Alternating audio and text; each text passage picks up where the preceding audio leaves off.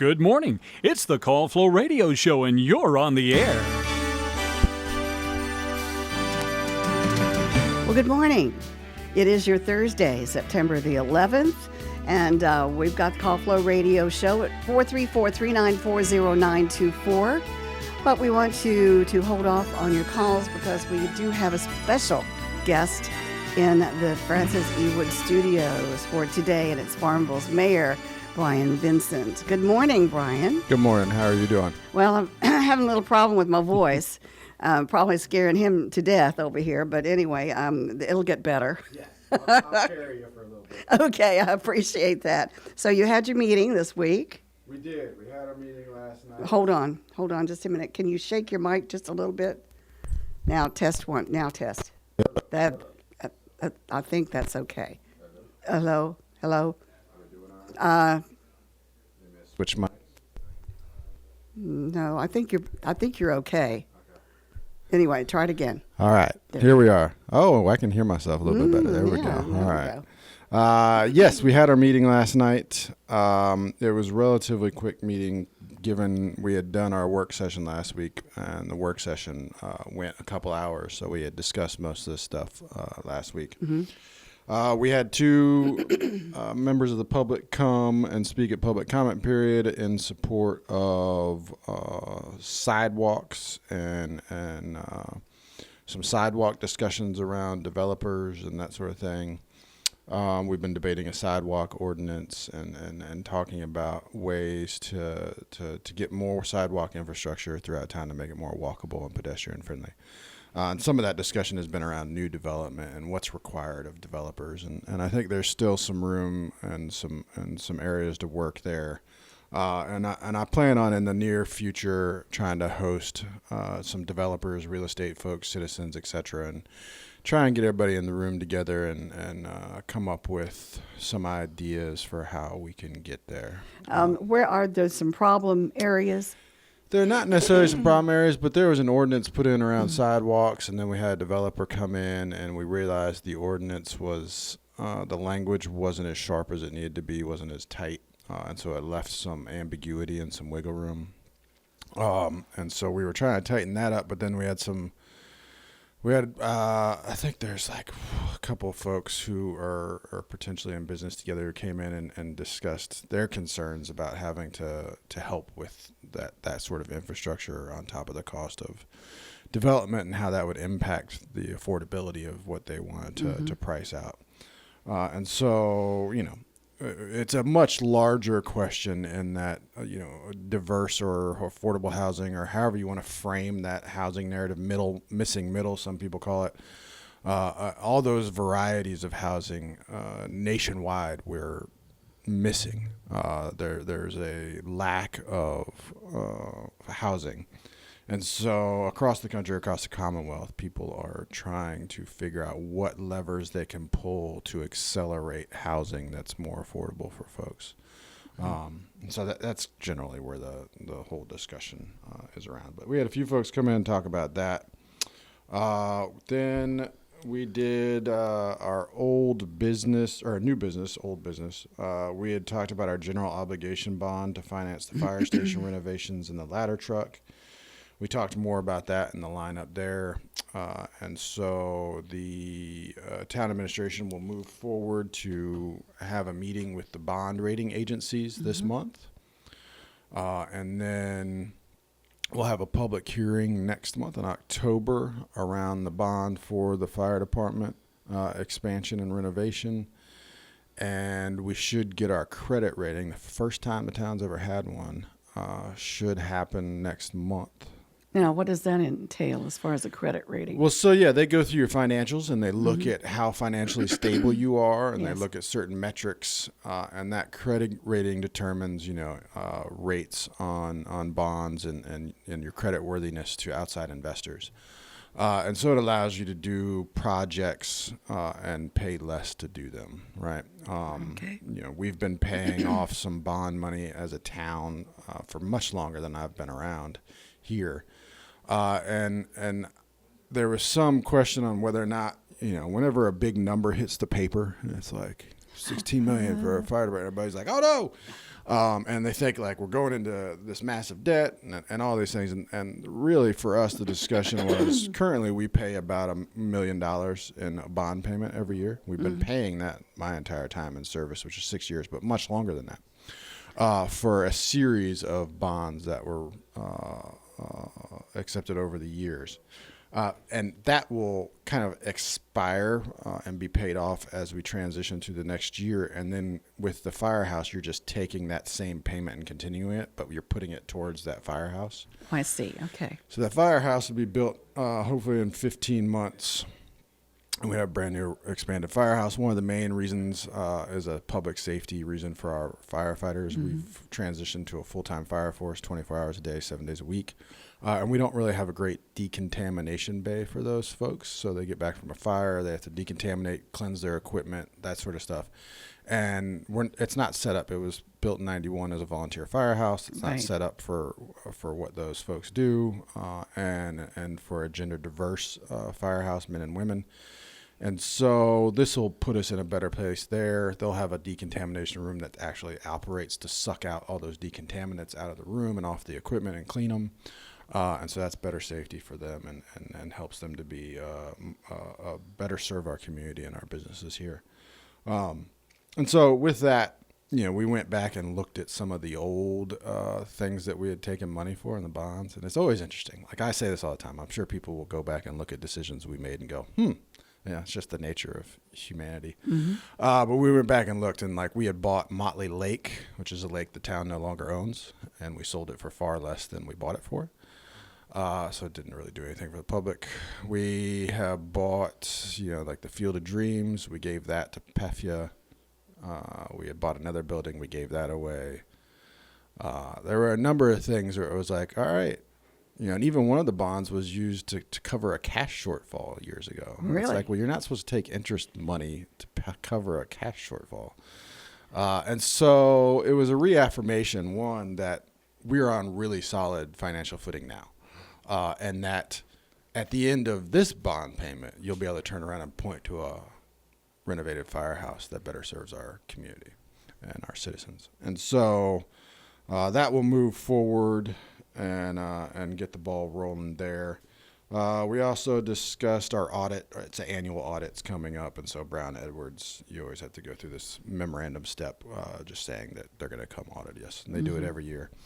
And then there was a request for a letter of recommendation for the Farmville Downtown Partnership to chase a grant that will give them the ability to redo the caboose station down there in downtown. Yes, They want I to love do that caboose. Yeah.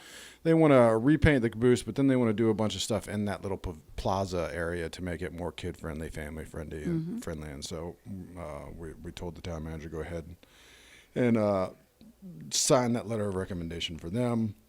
But I don't want to steal their thunder. They'll want to talk about that if they catch it. And then the big item was employee compensation, which is a discussion that we've been having. The police force, because of all this downward pressure, right? You got the Virginia State Police offering $65,000 entry fees. You got people who can go become an ICE officer for six figures, and then you got local surrounding counties who had bumped up their beginning pay. And it became apparent, this happens cyclically. It happens every few years. Everybody starts chasing numbers to try and retain people.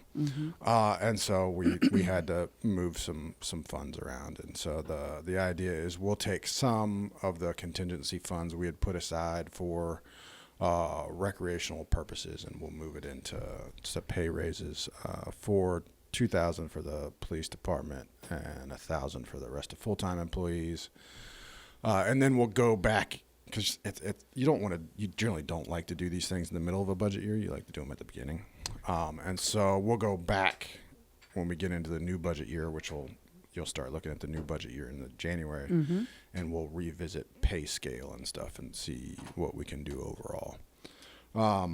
So that was the gist of that meeting. Like I said, we went relatively quickly. I will touch on some other big sort of philosophical, political discussions because I think where it feels like a flashpoint in a way in our time right now. Sure. We talked about it when I first walked in. Last night, I talked about it at the beginning of the meeting. We were getting ready to go into invocation and the Pledge of Allegiance. And it felt like I couldn't do that without acknowledging, some of the weight and stuff that was out there. And so, what I said was political violence is abhorrent. It is. It's abhorrent. And if you look through American history, political violence has been there from the inception. Oh, yeah. Well, the Boston Tea Party, there was calls for tar and feathering tax collectors, and you relate that to nowadays during the tax season. I remember seeing local people mention tar and feathering, and so it's like, but that's politically violent language. Right? Yes. It is. It is. And in a country that's had political violence, and this is what I said, like the political violence sort of hides in the shadows until the most divisive moments of American history. Yes. And then it comes out. And it rears its head. And we have to remember that in these most divisive moments, the words we speak have power. Absolutely. And I often think about that sentiment that the pen is mightier than the sword. And at that time, people said, I think the meaning at that time was you had the ability with the pen to like write peace, whereas a sword. But in my mind, it was always like, I always viewed the pen mightier than the sword because you could, with a pen, facilitate massive war just by signing documentation and saying we're going to war. Like it is mightier. But it also speaks to the idea of what I said is that words do have power. And as political leaders, what I have always been cognizant of as a political leader is that when I speak, I'm speaking to so many different audiences. I'm speaking to the citizens. I'm speaking to the media. I'm speaking to my fellow elected officials. I'm speaking to administration officials. And I have to remember all those different people that are hearing my voice and how they may interpret my words. And while it's impossible to speak in a way that you could not be misunderstood. I recognize that. I think it is also incumbent upon leaders to recognize the power of their voice and how sometimes, just sometimes, I'm not saying this is the instance in all instances, but sometimes the rhetoric and the tone by which you use your voice can give permission for people who may be less stable to act or think violently. Right. And so we have to be careful. And I understand, like, you see it especially in social media. People like to use heightened emotional language when they're debating a subject because you can instantly in the algorithm generate more engagement. I call it almost like engagement farming. You're going to get a certain amount of engagement if you're emotionally resonant with people. And it's easy to make that partisan where you pick a side and you double down and get all these people because they'll be all ginned up on your side and they'll get emotional too. It's much harder to bring people together.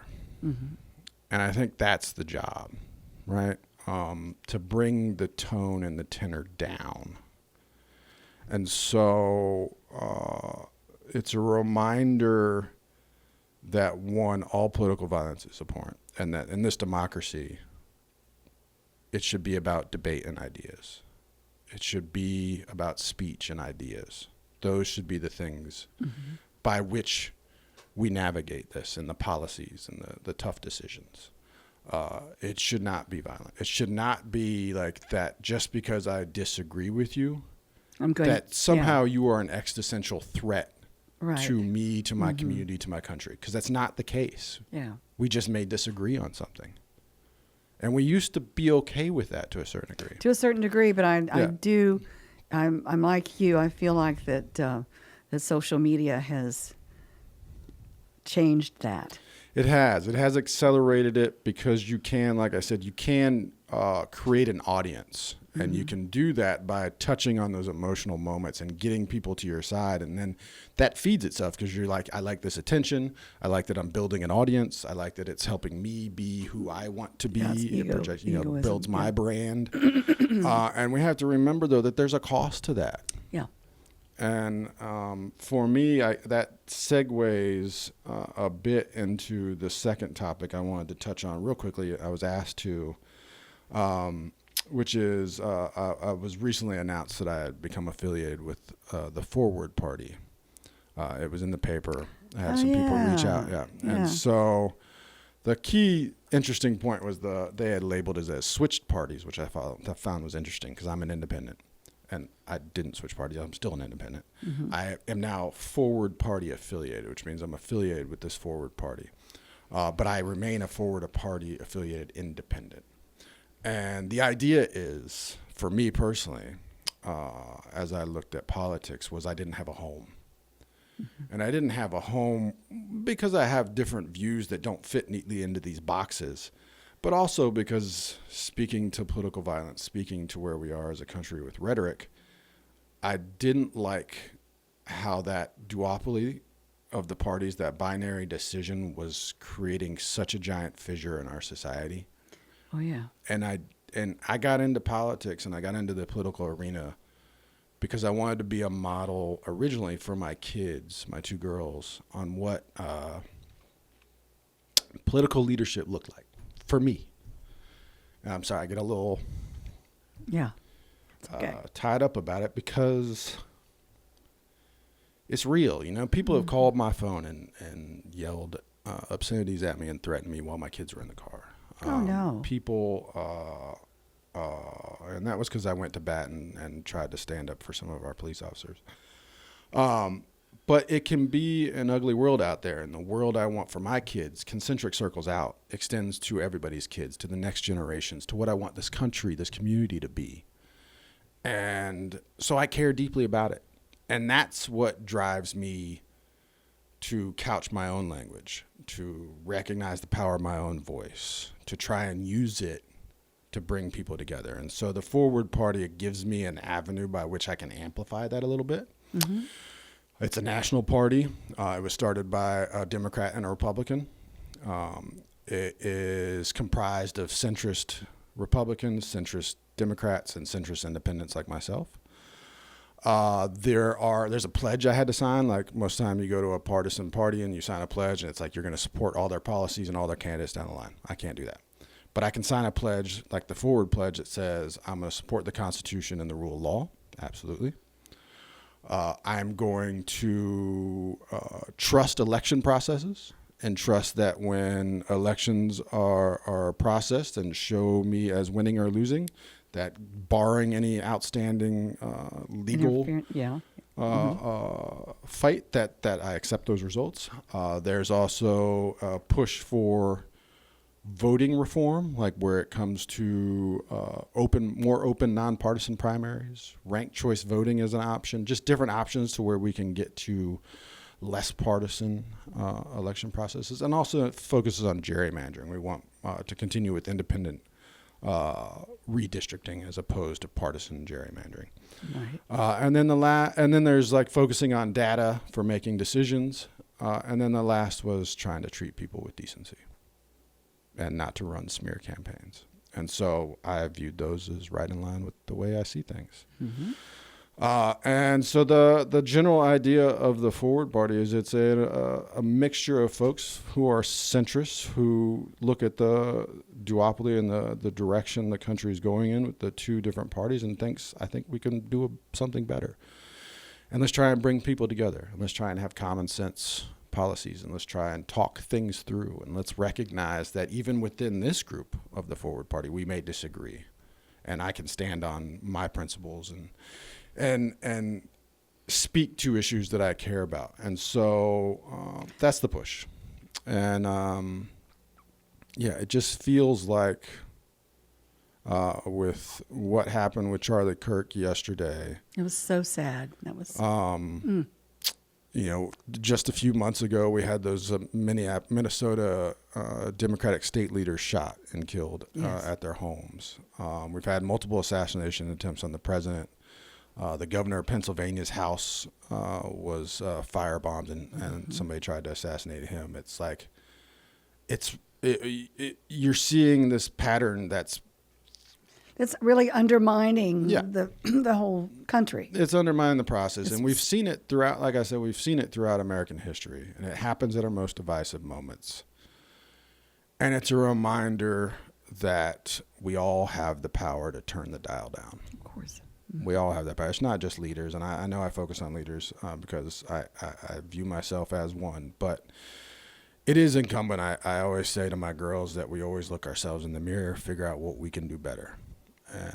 And I think if everybody does that, if the next time you think about firing something off on social media that attacks your fellow Americans because they have a different view than you or makes them an existential threat, if you just take a moment and think about it. Take 10 seconds. Yeah. Or take a few breaths, Right. just some deep breaths or whatever, and think about what we're doing, what we're putting out into the world. What is it we want to put out in the world? Who do we want to be? I have on my notes section of my phone, I have what I call the Lincoln hot letters.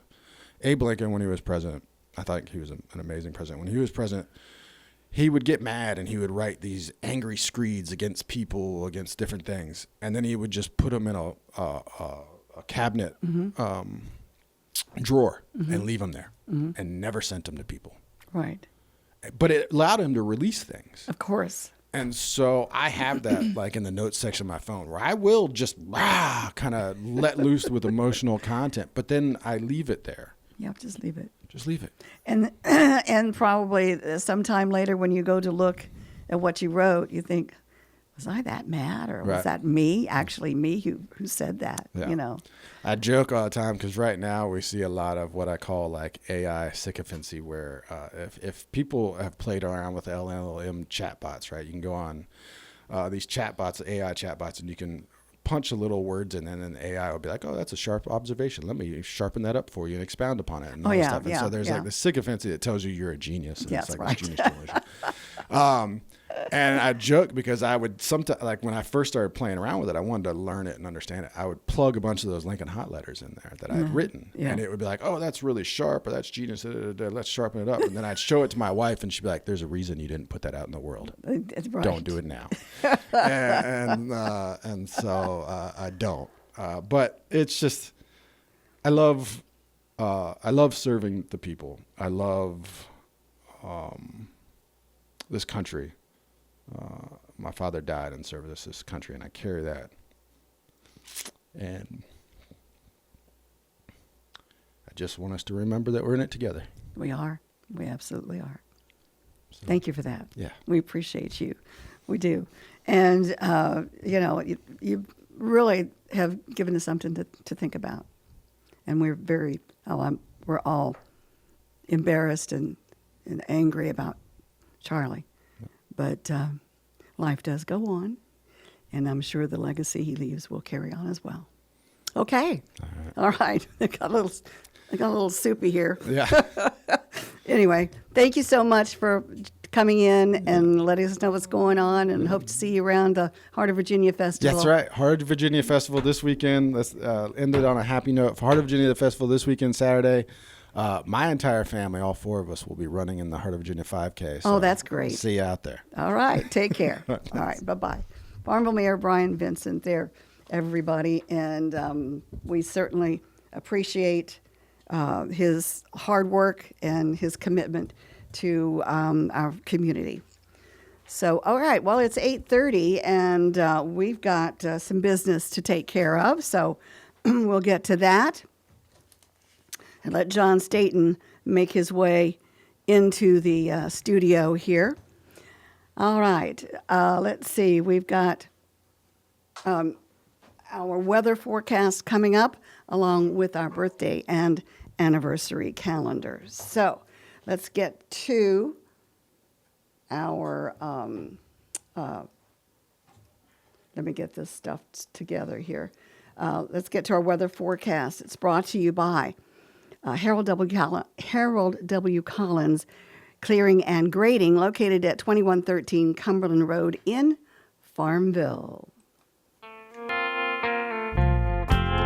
Harold W. Collins Clearing and Grading has been helping to build Southside and Central Virginia since 1960, providing all excavation, general contracting, and hauling needs. 5 miles north of Farmville, 2113 Cumberland Road, at the intersection of 45 and Range Tavern Road. Call 392-6010 or stop by Harold W. Collins Clearing and Grading. Your WFLO forecast for Southside and Central Virginia for today.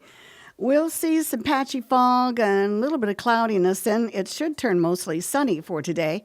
We should see a high around 80 degrees. Tonight, mostly clear. Then some patchy fog developing. We'll look for a low of 56 degrees. On Friday, we'll see patchy fog developing in the morning. Then mostly sunny. After that burns off, look for a high of 82 degrees on Friday. Friday night, mostly clear with a low of 53. For Saturday, lots of sunshine with a high around 81. For Saturday night, mostly clear with a low 58. Sunday, lots of sunshine with a high around 85 degrees. Sunday night, we should see mostly clear skies with a low of 61. And for Monday, mostly sunny with a high of 83 degrees. Checking our current conditions, our humidity is at 93%. Our winds are calm. Barometer is at 30.15 inches. We do have overcast conditions out there right now, and our current temperature is at 68 degrees. That's your weather forecast brought to you by Harold W. Collins Clearing and Grading. Call 434-392-6010. Now we have our birthday calendar coming up for you. It's brought to you by Creative Electrical Contractors. They're located at 1907 East 3rd Street in Farmville. Creative Electrical Contractors specializes in commercial and industrial projects and offers quality work at competitive prices. CEC is a licensed Class A contractor in Virginia and North Carolina. Creative Electrical Contractors has been in business for 25 years, still committed to the values that were established when the company opened in 1998. Integrity, quality workmanship, and timely delivery. CEC, located at 1907 East 3rd Street, Farmville. You can contact CEC at 434-392-3802 or at creative-electrical.com. All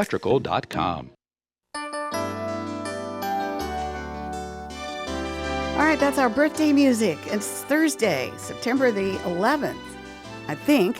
Isn't it, John? It is. Okay. All right. Tell us who's celebrating.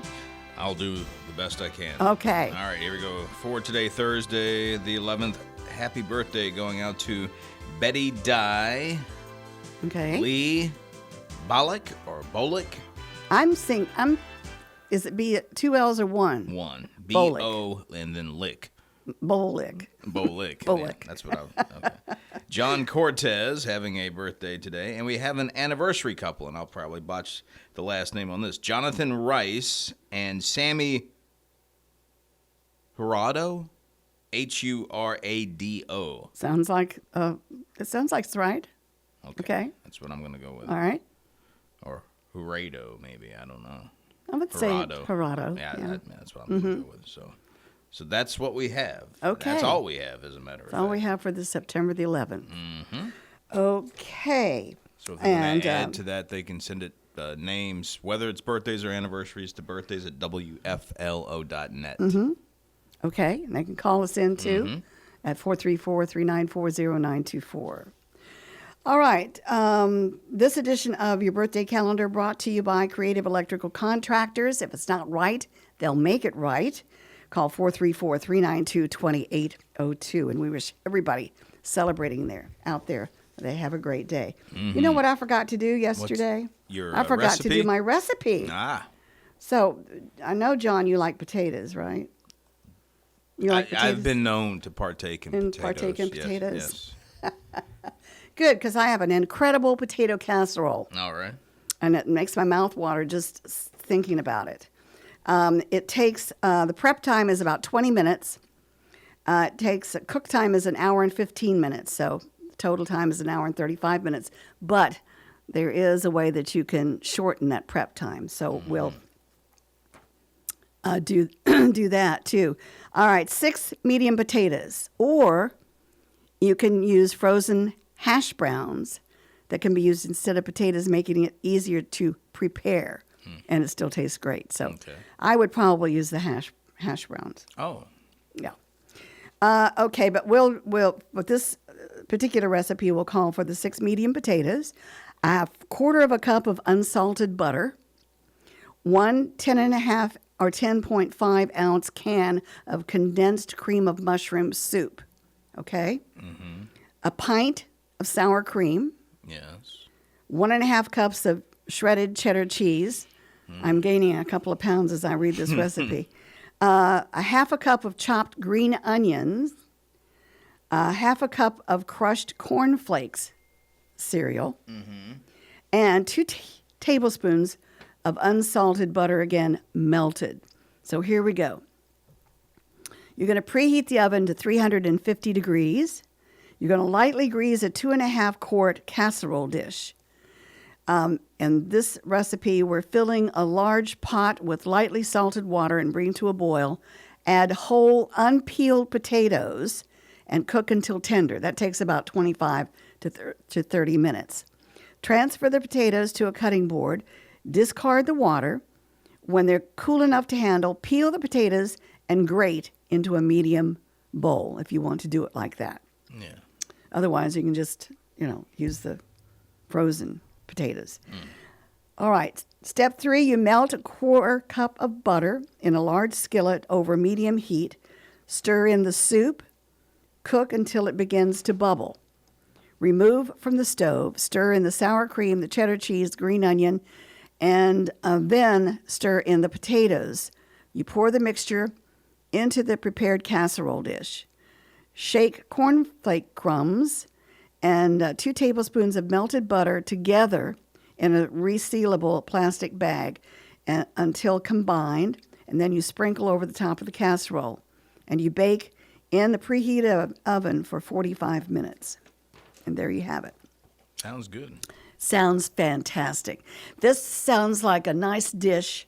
It serves 8 for your church, potluck dinners and things like that. Mm-hmm. If you do cook for something like that. So anyway, we'll put that on our website for everybody. It's easy. What I would do, of course, not a whole lot of people, prefer mushrooms, but I do. Okay. And I would add a few fresh mushrooms in there too, just for the heck of it. Anyway. Muddy it up with some mushrooms. Yes, yeah. Okay. But you don't like mushrooms, do you?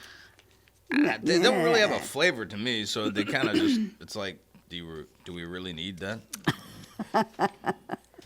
Well, you can flavor them up with some, saute them with some onion and a little bit of butter and put a little bit of red wine or white wine in there. Or just put all that stuff in and forget the mushrooms.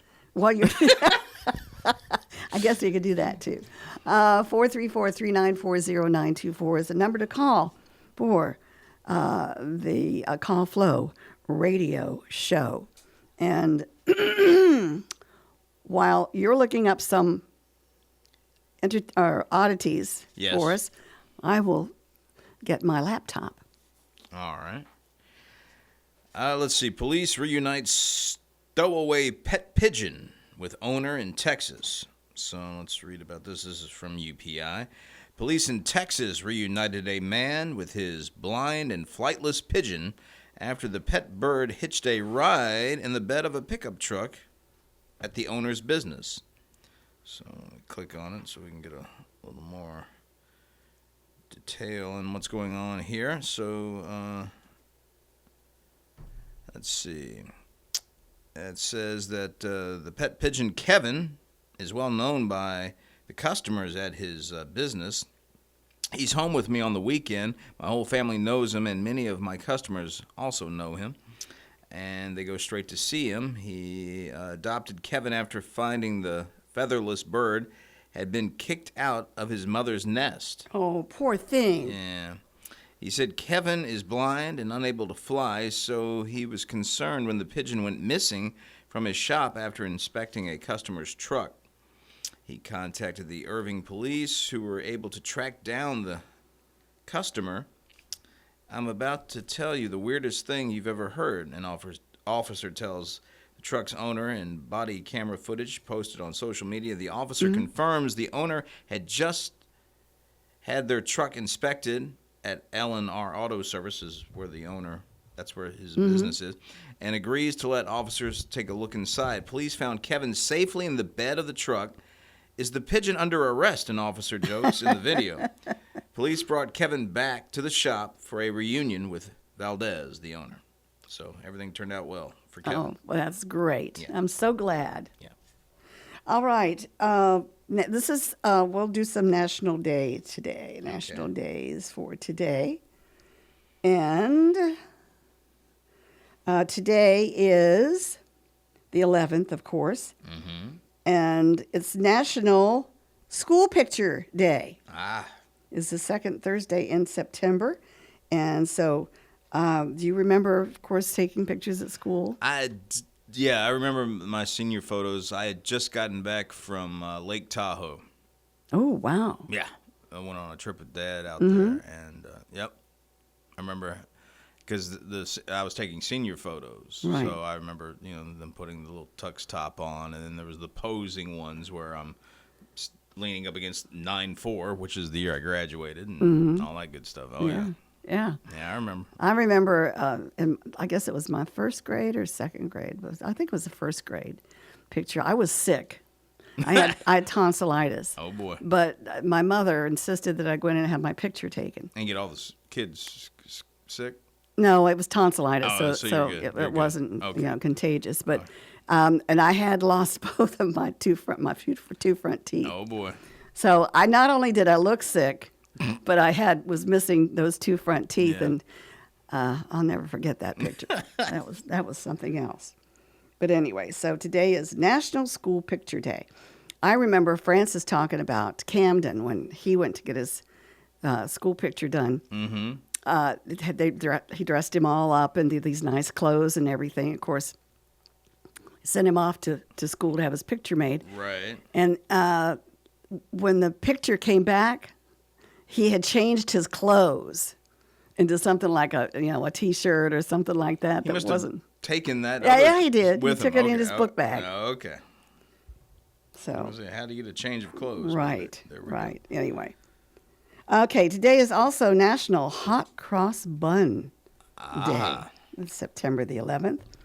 Also National Make Your Bed Day. I don't celebrate that day very often.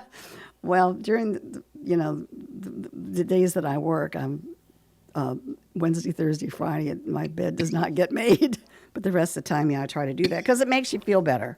It makes you feel more organized. It doesn't do that for me. It doesn't do it for you. It means I don't have the time. Is what it means. I don't have the time for that. I got to run and get over here or do something else. Yeah. Yeah. I don't. No, it doesn't. I can live my life just as well with an the unmade bed's- bed, yes. whether a made bed. Yeah, it doesn't bother me much. Okay. All right. Today is also a National Patriot Day and National Day of Service and Remembrance, of course, with 9/11. Patriot Day on September 11th honors the memory of the nearly 3,000 innocent victims who died in the September 11th, 2001 terrorist attacks. Each year, Americans dedicate this day to remembering those who died and the first responders who risked their own lives to save others. For many, September the 11th, 2001 began like any other weekday. We made our way to work. Children attended school. We shopped, had coffee, waited in line at a drive-thru. Those of us who weren't in New York City heard the first reports on radio or television. A friend or neighbor alerted us to a plane flying into one of the Twin Towers. We felt disbelief. I know I did, because Francis was on the air that morning. Right. And it was like, what's going on, Mm-hmm. And then the second plane that flew into the second tower, disbelief turned into uncertainty and concern. Yeah. Now, those on the ground faced terror and obstacles they had never known. But then, as a set of coordinated suicide attacks organized by the militant group Al-Qaeda targeted the World Trade Center, the rest of the nation witnessed the unbelievable. Then a third plane crashed into the Pentagon, and yet another crashed into a field in Shanksville, Pennsylvania. So every year since that fateful day, the United States comes together to remember the fallen. We remember the first responders and those who made difficult decisions. Since that day, memorials have risen from the ashes. So it is 8:46. So we'll just stop for just a minute and have just a moment of silence.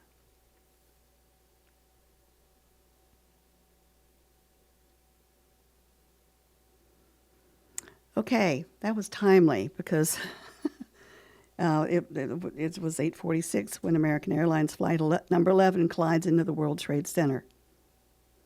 All right, that's it for the National Day. Okay. And we have, our time is now 8:47. Our number, 434-394-0924, is the number if you want to call in and join us for, maybe where you were on 9/11 and all of that. Okay, so we'll just move on now to our birthdays, our celebrity birthdays. All right. And the first fellow we have is actor Scott Patterson. Mm-hmm. And he turned 67 today. All right. And, of course, he was in the Gilmore Girls, A Year in the Life. Didn't watch it. Okay. Virginia Madsen. Do you know her? Yeah, that sounds familiar. Is she blonde? Yes, Yes. she is. Yep. Yes. She was with the Road Diary with Bruce Springsteen and the E Street Band. Okay. She turned 64 today, and her middle name is Gail. Mm-hmm. Actor and singer Harry Connick Jr. turns 58. Okay. His father was a longtime district attorney in New Orleans. Mm-hmm. So he turns 58 today. Well, let's see. I think we've got a phone call coming in, so let's take that really quick. Good morning. You're on the Call Flow Show. Good morning, people. Good morning. Mm-hmm. How are you doing? Okay, and you guys? Doing all right. Okay. A little gloomy today, huh? A lot of stuff happening. Yeah, lots been happening. Yeah. It's not very happy. But yes, I know. this too shall pass. But yes, that is true. But I remember when 9/11 happened. Mm-hmm. I was selling real estate. I was a horrible salesman. That didn't last very long. But I was in the parking lot, and I was just happened to be getting out of the vehicle, kind of listening to Howard Stern. Mm-hmm. Oh, okay. And he had commented about it. Mm-hmm. And he's such a BSer. Mm-hmm. I'm like, yeah, right, that would be impossible. Yeah. And then he's like, no, man. And then, I don't know, a few minutes later, it happened again. Mm-hmm. And I'm like, oh, my gosh. So I ran into the office to see if I could catch it on television, see if it really was true. And, yeah, sure enough, they did it. Yeah, they showed that footage over and over and over and over again. Until they took it down and never showed it again. You have to kind of go online to watch it now. Yeah, well, I know. But I didn't see the first plane hit. I saw the second. Yeah. I wasn't in radio at the time. I was working with my dad over at the office, and he was already in the back room where there was a television at the office, and he was watching the news. And I said, "What's going on?" And he said what was happening. And so as I'm sitting there watching the news, I see that second plane go, and I go, "Well, that's no accident." No.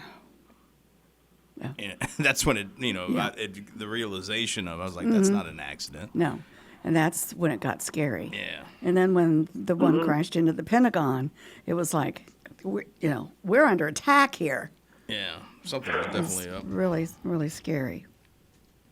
Heck yeah. They shut everything down. Mm-hmm. Yeah, because we live under a flight pattern where my grandmother's house is, so I could always see planes when I'd look up in the sky. I could always see planes flying over top and all that. I didn't see a plane for some time after that. Several weeks, I guess. At least, yeah. Yeah, and it was funny because the sky was just as clear and blue and beautiful. Didn't have any of those jet trail tracks, with the fuel and everything. But it was. I thought Francis handled everything very well at the radio station. Yeah, that's got to be how to handle something like that, is especially Yeah, and then we had spur General of the Sam moment. Wilson come in, that afternoon to talk about it. So, but it was that was quite a scary day. Yeah. Sad day. Anyway, well, let's talk about some happy stuff. Yeah, like the duck race going on tomorrow night or tomorrow. Yeah. Oh my gosh, I'm excited. I got my binoculars and a chair. Heck yeah. Very good. Very good. What's Yeah. your ducks Yep. numbers? 7-12? Yeah, it was like that? 7. Well, yeah, 7. I don't know, 7:20. 7:20. maybe. Okay. Yeah. I think so. That's good. Yeah. That's very good. I'm ready for it, man. Right. 6 of cold beers. Yeah. Okay. All right. Well, that sounds like it's fun. Then are you going to make it to the Heart of Virginia Festival as well? What is it called? The Heart of Virginia. I don't know why I thought you said the Harbor Guinea Festival. No, the Yeah, okay. Heart of Virginia. Yes. Heart of Virginia Festival is what Yeah. I must have said that too. Oh my gosh, quiet. No, I think we're going to try to go to Maryland Oh, when? for come back Sunday. Oh, okay. So- We'll be careful driving, okay? Yes, I don't know if they'll. If I put a request in, I don't know if they'll hold it till the next weekend. Just postpone it. Oh, well. Maybe, but it's first time caller. Yes, that's know. right. It's okay. No, It's all right. heck with it. Yeah. Oh, You didn't have another 24,000 people being very upset. I bet. Yeah. Anyway. Okay. Yeah. Well, that's good for you. Okay. So you're going to take. Go ahead. What's that? No, go ahead. I'm sorry. Oh, I was going to talk about something else. Yes, if I was Okay. going to take something. No. Go ahead. Oh, when you guys were talking about the making your bed. Yes. Did you- Okay, and you see people in bed. You go into maybe for some reason they go into their bedroom for, I don't know. You got to get into the restroom and they have like it's tidy. It's nice and tidy, and it's got like 1,000 pillows on it. And you're like, that must be a real pain in the butt to make every day. That and a pain to get into it when you're tired. I got to take all this Holy stuff off just cow. to get in bed. You wear yourself out taking the pillows off. Isn't that the truth? And then I was listening to a psychologist or something like that, and he's like, "Why make your bed? You're just going to get it messy that afternoon." There you go. That's always been my argument. So yeah. Always. What's going on with Rufus back there, or what? The dog's name there? He's sounding off a lot today. She just come out. She's excited. Oh, Just okay. let everybody know. Wake the neighbors up. Sounds like a hound Yeah. dog. Oh, it is. Yes. Oh. I think somebody, maybe foxhound. I'm not sure. Oh, okay. Yeah. But she's a sweet little girl. Okay, that's great. I guess they all are Of course. until they're not. Well, Yeah. My bedroom is right next door to the dining room Okay. and the kitchen and all that. Of course, you have to go through a door to get there, but it was like an addition put onto the cabin. It used to be the bedroom was, upstairs, the main bedroom, but now the main bedroom is off of the dining room. Okay. So, whenever I have guests or something like that, which is very rare, but sometimes I feel like, I've got to have the bed made. Yeah. And it just makes me feel a little better about myself, about having, the bed made. And I do have 4, 5, 6 pillows on the bed. But It does. yeah, My bedroom's in the back of the house, so I don't have to worry about and you don't have to worry it. about Doesn't it. see a lot of traffic. Right. You don't have to go Yeah, through it's there good. to get to something else, type of thing. Yeah. So I have the luxury of The luxury. the luxury of not having to make it up. But it doesn't make you feel bad when Yeah. you go into the bedroom and, your bed's all messed up. No. Other than I got to How pull about sheets you? up. A little inconvenience, but Oh other than that. man, I know. You probably have your dirty clothes all over the floor, and then half the At least a pair of drawers are socks or open something. and I stuff try not to hanging leave it out. so bad, but there might be a pair of socks on the floor. But One of my children was so messy. And she, what was it? She? yeah, and she, I couldn't find the floor for everything was on it. And I couldn't find the bed, the actual mattress. Wow. She had so much crud and stuff on it. And then when I would go in and take me 2 hours to clean it all up, Yeah. she'd come in from school or whatever and get mad at me because she couldn't find anything. Well, she had it organized her way. Yes, she had it organized her way. Right. But now, now that she's grown up and she's a woman and all that, she keeps a very nice, straight, clean house. Okay. Yeah. So children do change. This one doesn't, but most children do. Anyway.